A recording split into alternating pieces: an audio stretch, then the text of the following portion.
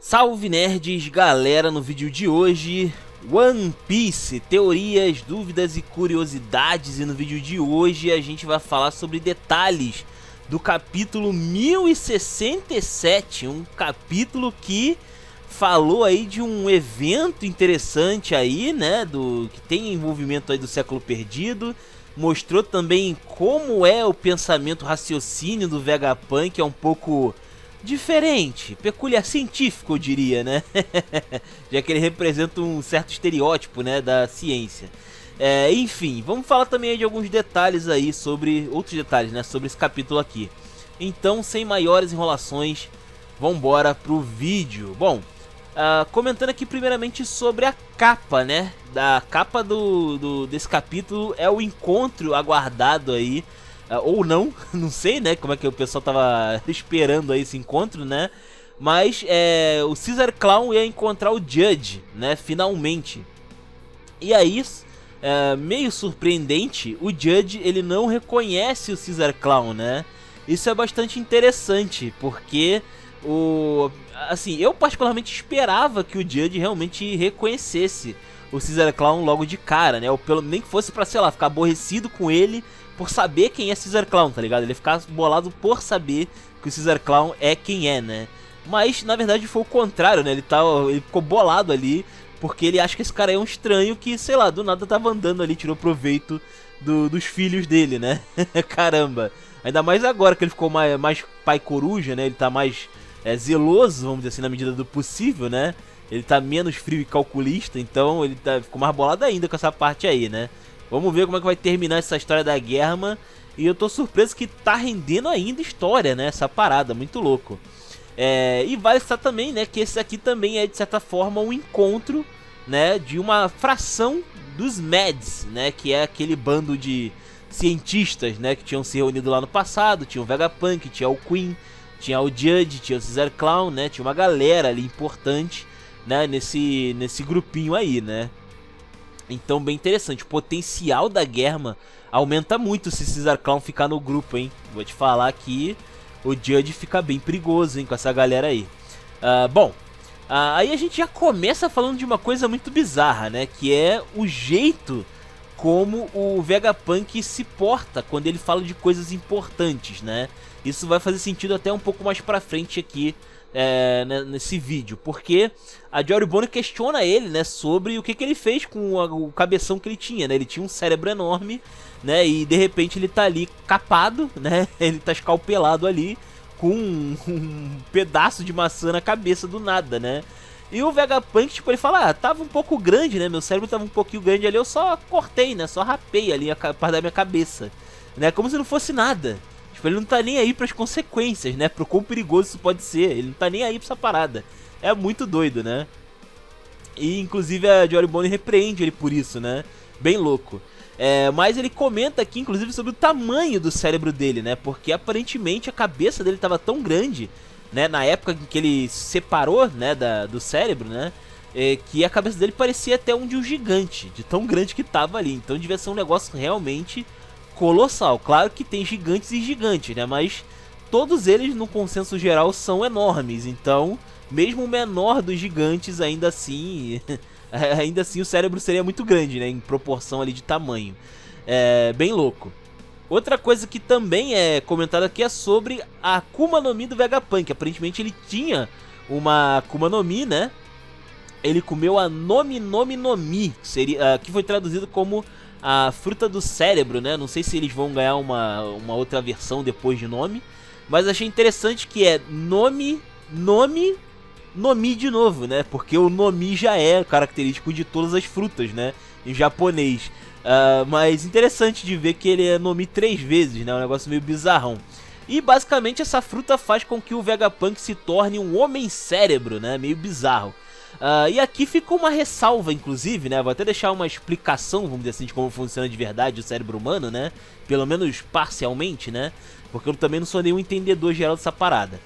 Mas assim, o conceito que o Oda tá trazendo com essa fruta é de que quanto maior o cérebro, mais informação ele armazena, tá?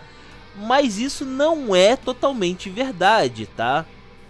o cérebro humano ele não precisa ser gigantesco para ser mais inteligente.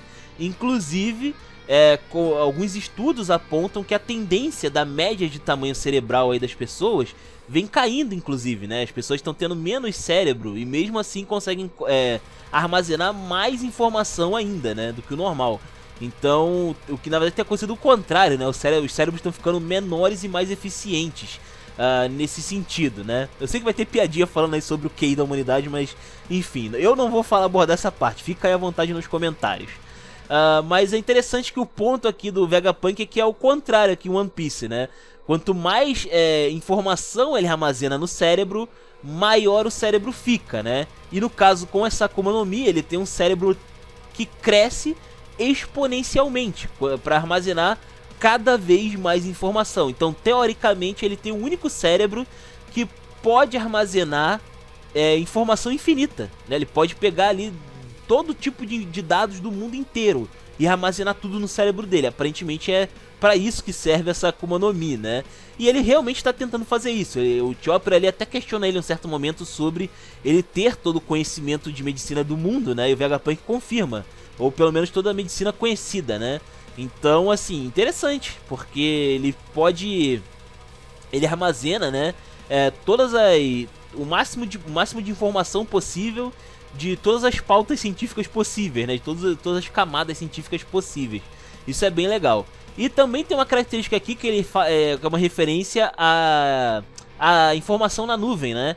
Que ele fala aqui que tipo, o cérebro dele é a parte de cima de Egghead, né? Aquela parte onde está escrito Punk Record, dali pra cima, é onde fica o cérebro dele. O cérebro dele é gigante, gigantesco, é uma coisa assim, maior que qualquer gigante que já tenha existido em One Piece, eu acho. É um negócio muito fora da curva mesmo. E aparentemente ele tem uma ideia de dividir essa informação dele com o resto do mundo, né?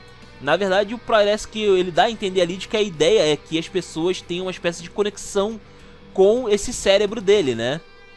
Como se fosse ali uma espécie de internet, né? Como se fosse uma informação de internet mesmo. As pessoas iam ter ali um acesso ao hub, né? Que seria ali o cérebro do Vegapunk para dividir o conhecimento. Bem louco, é um negócio bem interessante. E o Chopper também questiona, né? Que se ele pudesse ter acesso ao cérebro do Vegapunk, ele poderia estudar a medicina, né? Ali, toda a medicina do mundo, só tendo contato com o cérebro do Vegapunk. Isso é bem interessante, na verdade. É um jeito de mostrar que a informação é poderosa, né, cara? Você ter conhecimento de várias coisas é bastante interessante, né? Ao mesmo tempo, sem precisar rodar o mundo inteiro, né? Com pouco esforço, né? Já se esforçaram por você, na verdade, para recolher aquela informação. Bem legal.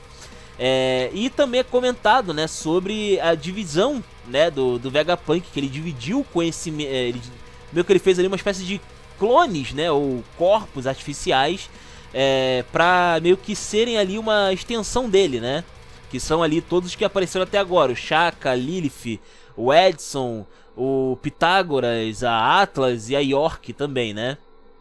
E basicamente ali eles têm ali, cada um tem partes da consciência do Vegapunk. Se juntarem eles, eles conseguiriam ter, vamos dizer assim, a mesma característica, né? As mesmas características de pensamento do Vegapunk original, né? Interessante isso aqui.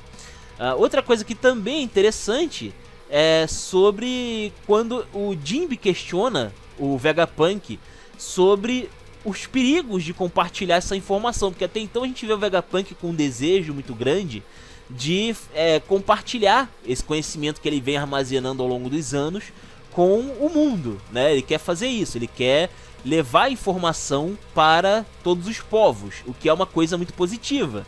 Só que o problema é que o Jinbe questiona ele sobre o lado podre disso aí, né? Porque muitas pessoas podem pegar, né, essa tentativa do Vegapunk de ajudar as pessoas e simplesmente pegar só o que foi interessante para eles, né? No caso ali, por exemplo, coisas bélicas, né?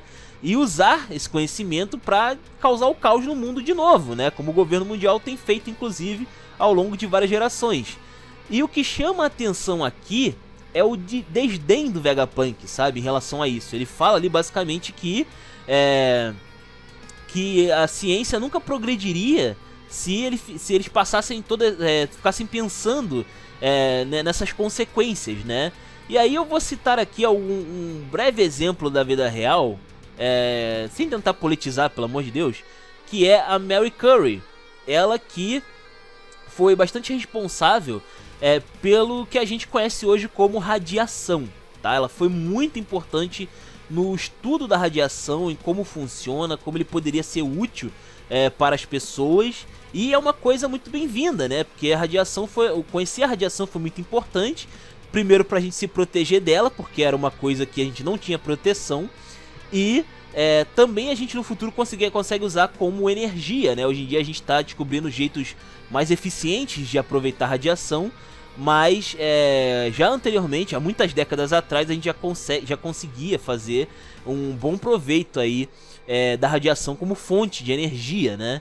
Só que acontece que tem um lado podre, como por exemplo, a Mary Curie, ela morreu por causa da radiação que ela estudava, porque na época dela não tinha uma proteção adequada. Ela foi a pioneira no negócio, sabe? Não tinha não tinha como se proteger muito disso, sabe? Não tinha pra onde correr. Então ela só pegou um câncer e dane-se, tá ligado? E morreu feiosamente, assim. É bem triste quando você para pra pensar que, poxa, pra gente chegar onde a gente chegou agora, né, em termos de radiação, porra, teve que morrer uma galera no caminho, né? Inclusive a própria Mary Curie, né? Também posso citar aqui outros eventos, como o Projeto Manhattan, por exemplo, que daí pra frente também é só ladeira abaixo, né? Só coisas polêmicas aí que vão aparecendo. E outros campos aí também que eu não vou entrar aqui porque são outros 500. Mas, pra você ver, né, que essa parte que é importante, que é como você aplica a ciência, o Vegapunk não tá nem aí, ele só quer aplicar, né? Ele só quer reunir informação e tentar dividir com a galera, mas o que vai acontecer depois, ele quer se isentar. Ah, acontece, né? Porque acontecer, acontece. É isso, né? Bizarro pra caramba, isso é bem louco. E é uma das coisas que fazem eu gostar tanto de One Piece, né, cara? Eles fazem a gente pensar, né? O Oda consegue botar a gente pra pensar sobre essas coisas, cara. É bem interessante esse lado, sabe, de One Piece, algo que eu gosto pra caramba. E claro, né, a Jory Bonnie ficou bolada com esse lado aí, né, do Vegapunk, porque basicamente o Vegapunk tá falando também sobre o pai dela, né? Poxa, ele fez experimentos no Kuma, não importa se foi de propósito ou não, né? Se o Kuma consentiu ou não, né? No fim das contas, o Kuma teve a vida destruída, né? A família da Jory Bonnie foi destruída pra o Vegapunk chegar ali no Projeto Serafim eventualmente, sabe? Tipo, e ele não tá nem aí. Nesse momento ele não tá nem aí, né? E aí ela acaba ameaçando ele com aquele sabre de luz. E aí a gente vê um outro lado do Vegapunk, que é no caso ali, primeiro que ele é bastante perfeccionista, né? Porque ele comenta que o sabre de luz era um projeto imperfeito, né? Não tava... foi considerado um fracasso, né? E por mais que ele seja realmente poderoso, ele funciona, mas ele tem o efeito colateral ali de atrair insetos, né? Ele tem um debuff, vamos dizer assim, né? Em quem usa ele. E a Jory Bonnie foi atacada por insetos. Outra coisa que ele também comenta aqui é sobre o Momonosuke, né? Porque ele questiona ali o Ruffy, né? Sobre o Momonosuke. E o Ruffy fala, olha, realmente, o Momonosuke comeu ali a Akuma no Mi que tava lá em Punk Hazard e ganhou os poderes do Kaido. Ele virou até o protetor do país de Wano e tal. Mas o Vegapunk considera um fracasso essa fruta só porque não ficou da cor do Kaido. Porque como ele estava estudando o Kaido, né? Então, teoricamente, ele queria que a fruta replicasse totalmente o Kaido, né? Até na cor ali de dragão e tal. Mas acontece que o Momonosuke ficou rosado, né? Quando vira ali dragão, e aparentemente isso foi suficiente para fazer o Vegapunk considerar o experimento um fracasso. Isso também é importante pela região onde tá a galera do Ruffy, né? Porque eles estavam ali numa região que era tipo um lixão, que tem várias tecnologias ali do Vegapunk, que algumas estão descartadas por serem sucatas, né? Mas tem coisa ali que, como a gente viu agora com o sabre de luz, foi descartado simplesmente porque não funcionava como ele queria. Então, assim, né?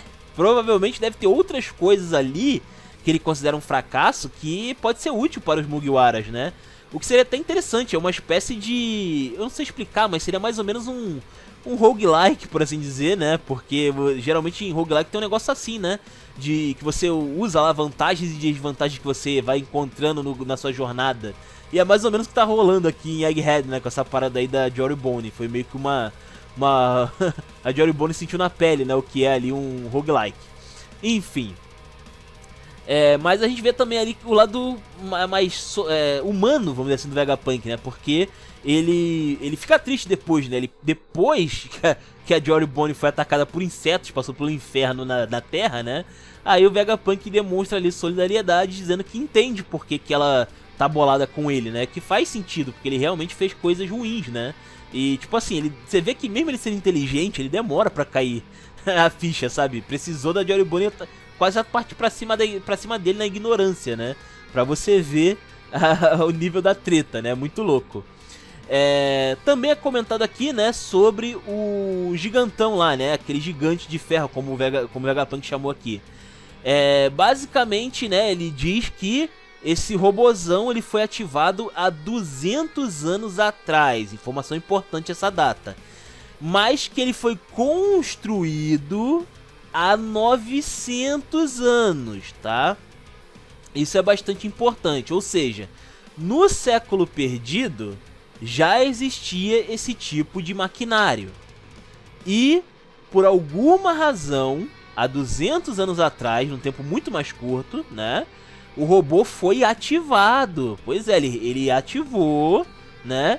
E não só isso, seja lá quem ativou ele, o Vegapunk não tem essa informação, mas seja lá por que ele foi ativado, ele tentou ir pra cima de Marijoa, né? E ele quase chegou lá pra fazer um estrago, mas aparentemente ele ficou sem energia, né? O Vegapunk não confirma exatamente o que foi que aconteceu. Ele diz que ouviu de alguém que ele ficou sem energia antes de conseguir atacar Marijoa, sacou? Aparentemente aí foi isso que aconteceu. E inclusive é comentado que o Vegapunk não conseguiu replicar totalmente essa tecnologia do robozão, porque ele não sabe qual era a fonte de energia dessa coisa, né? Isso é bastante interessante porque, assim, normalmente combustível como gasolina, essas coisas assim, né, radiação, essas paradas assim de energia, né, eles deixam resíduos, sabe? E esses resíduos, eles levam muito tempo para se dissipar totalmente, tá? E você com certeza consegue achar algum resquício de coisas antigas que usavam algum tipo de combustível, sabe? Você consegue ali, depois de muitos e muitos e muitos anos, séculos, você consegue ali pegar alguns resquícios de como funcionava a energia de determinada tecnologia. Só que acontece que aqui, no caso, seja lá o que mantinha esse colosso ativo, sumiu. Sumiu totalmente ali de dentro daquela coisa, sabe? E aí isso leva a várias especulações sobre o que poderia ser, né? Eu acharia engraçado, eu acho que eu comentei isso no vídeo, se fosse refrigerante a fonte de energia desse monstrão, né? Porque o Frank já vem utilizando refrigerante há muito tempo, né? Como fonte de energia. E inclusive ele já falou, né, que ele poderia fazer uma arma ancestral por Uff se ele quisesse. E provavelmente seria usando refrigerante, né? A fonte de energia daquela arma ancestral. Então assim, será que talvez, né, até essa tecnologia do Frank seja baseado em um projeto anterior dos antigos, né? Tipo, os antigos tinham uma espécie de refrigerante que eles usavam ali pra ligar esses equipamentos, né? Pode ser, e talvez o refrigerante não tenha deixado nenhum resíduo, né, com o passar dos anos e tal. Pode ser, né, que alguma coisa desse tipo tenha acontecido. Pode ser uma outra fonte também que a gente não conhece. De repente, ele precisa de algum incentivo externo, né, como ativar o hack, por exemplo, nele, né, alguém chegar ali, sei lá, usar o hack do rei, por exemplo, no maquinário pode ser suficiente para ligar ele, né, tipo, o robô funciona com a vontade de alguém. Seria bem interessante isso, também seria um jeito bem legal, né? Poderia ser também alguma fonte de energia mais verossímil, com certeza, né? Inclusive, a princípio, esse é o que faz mais sentido. Mas, como é One Piece, é bom a gente ter a mente mais aberta, né? Pra essas coisas. Mas é interessante de comentar isso daqui, né? Outra coisa que também foi comentado aqui é que, como foi mencionado aqui, o Vegapunk não conseguiu replicar totalmente a tecnologia desse robô, né? E que ele foi feito há 900 anos, mas há 200 anos atrás ele tinha sido ligado. E aí tem uma referência aqui de que 200 anos atrás tava ocorrendo lá o fim da discriminação dos tritões, né, dos homens peixe. E aí tem uma nota aqui onde eu tô lendo, né, que é na OPEX, que é uma referência ao mangá 620. E eu fui procurar, né, o que tava lá no mangá 620, né, que fazia alusão a essa história aí, né. E a gente tem aqui no capítulo 620 o Hachi comentando que há 200 anos atrás os sereios e tritões se classificavam como peixes, né? Ou seja, eles não eram considerados humanos ou humanoides no caso, né? E aí 200 anos atrás o reino de Ryugu tornou-se oficialmente membro das nações do governo mundial, né? Ou seja, ele foi reconhecido como uma nação, né, a partir de 200 anos atrás. E aí eles desenvolvem uma amizade com alguns humanos, né? E o rei também permitiu a participação, né, vamos dizer assim, a participação essa interação, né, dos homens peixe com os humanos, né? Mas ainda rolou aquele preconceito porque alguns humanos ainda viam ali os homens peixe como apenas peixes, né? Isso aí foi meio zoado. E acontece que esse robô pode ter alguma conexão de alguma forma com isso, sabe? Porque é um evento que aconteceu mais ou menos na mesma época, né? E assim, pode ser só coincidência? Pode, mas é esquisito, né? O robô despertar justamente quando os homens peixes são reconhecidos, né? É no mínimo curioso. Talvez, inclusive, essa coisa estivesse no fundo do mar, né? Porque vale citar também uma coisa importante, que a informação desse robô, ele foi bem escondido, né? Porque a gente só tá sabendo desse ataque a Marinjoa agora, por parte do gigantão. Eu não me lembro agora se teve algum outro lugar. Agora de cabeça eu não tô pensando não. Mas aparentemente já houve um ataque a Marinjoa 200 anos atrás, desse robozão. Ninguém comentou mais nada a respeito, né? Foi na mesma época dos Homens Peixe. Essa criatura aparentemente brotou do nada, né? Inclusive dão a ideia de que talvez ele tenha escalado a Headline. Se ele escalou, provavelmente ele saiu da água, né? Então é possível que alguém dos Homens Peixe pode ter tentado ligar essa coisa, provavelmente, ou ligou acidentalmente, né? E acabou que a coisa foi parar lá em Marinjoa, né? Basicamente. E assim, tem muita margem para interpretação aqui, sabe? Muita coisa que eu acho que deve ser elucidado já, né? Porque tá tendo um monte de informação jogada na nossa cara o tempo todo. Eu imagino que em breve a gente deve descobrir aí essa conexão entre esse robozão, Século Perdido, a Ilha dos Homens Peixe, toda essa parada aí, tá? Eu acho que eventualmente vai acontecer. Mas é curioso, né? De comentar aqui sobre essa criatura, né? Essa coisa, esse colossão aí que chama bastante atenção. Até o fato dele ser chamado de Gigante de Ferro, né? Referência ao Gigante de Ferro americano lá do filme dele, do filme de Gigante de Ferro mesmo, que é bem triste, né? Pra quem viu aí até o final sabe que esse filme é triste pra caramba. Enfim. E aí também tem um negócio, né? Um pedido que o Vegapunk comenta aqui com o Ruffy, que é sobre ele pedir pro Ruffy, né? Tirar ele de Egghead, né? Levar ele pra longe de Egghead. Ele não dá o endereço, né? A princípio de pra onde ele quer ir. Ele só quer se distanciar da ilha. Isso é bastante curioso, porque ele comenta que ele tá sem cérebro, mas ele capta os sinais usando aquela maçãzinha como antena, né, na cabeça. E todos os Vegapunks, né, todas as versões dele, tem alguma conexão com o cérebro lá em cima que tá no topo de Egghead, né, que tá na parte de cima lá na área Punk Records lá em cima. E acontece que o Vegapunk, querendo se distanciar, dá uma impressão de que ele tá tentando se destruir, né? Ou morrer no seu corpo principal, né? No seu corpo verdadeiro. Porque eu não sei exatamente, não foi revelado o alcance disso, tá? Não é como se ele pudesse sair andando mundo afora pra qualquer lugar e ele vai ter contato automático com esse cérebro gigante aí em Egghead, não. Parece que na verdade ele tem um limite de distância de pra onde ele pode ir, tá? Ele parece ser limitado aí em relação ao que ele pode fazer com o Egghead, né? Mas enfim, talvez não seja o caso. Talvez ele consiga realmente sair mundo afora e talvez ele queira ir pra algum lugar e o Ruffy seja a pessoa que vai tirar ele dali, né? Pra fazer sei lá o que ele não especificou exatamente, né? Teve aqui também, né? A Cypher Paul aparecendo aqui. Bem interessante que Robirusi, Stussy e Kako, né, vão tentar entrar em Egghead.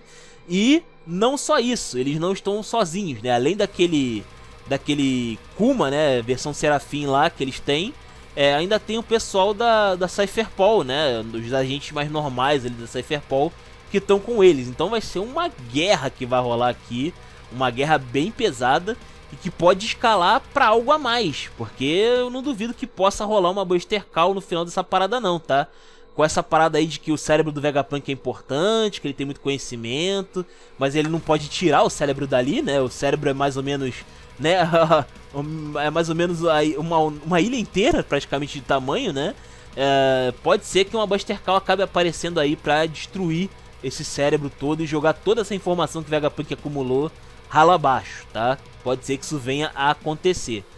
Fora que a gente também vai ter em algum momento aí, eu acredito, o combate do Robirusi versus o Ruffy, né? Que vai ter aí provavelmente uma continuação aí da luta deles.